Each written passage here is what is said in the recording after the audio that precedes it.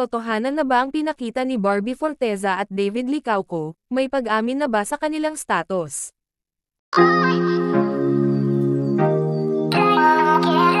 Hindi napigilan ng mga tagahanga ng Barda ang kanilang kilig, matapos pag-isipan ng magka-love team na sina Barbie Forteza at David Licauco ang pagiging couple sa isang tila skit.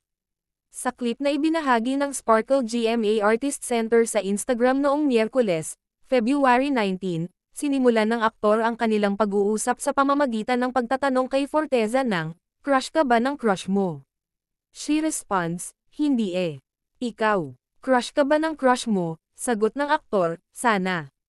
Matapos ang tugon ni Licauco, nagbulang-bulungan ang aktres tungkol sa kung paano hindi sigurado ang una sa kanyang sagot, na tila nag-iisip ng malakas, pagkatapos ay tinanong si Licauco, "Tayo na lang kaya?" Crush ka ba yung crush mo? Hindi eh. Ikaw, crush ka ba ng crush? Sana. Hindi mo sure. Sana. Tayo na lang kaya. Sige.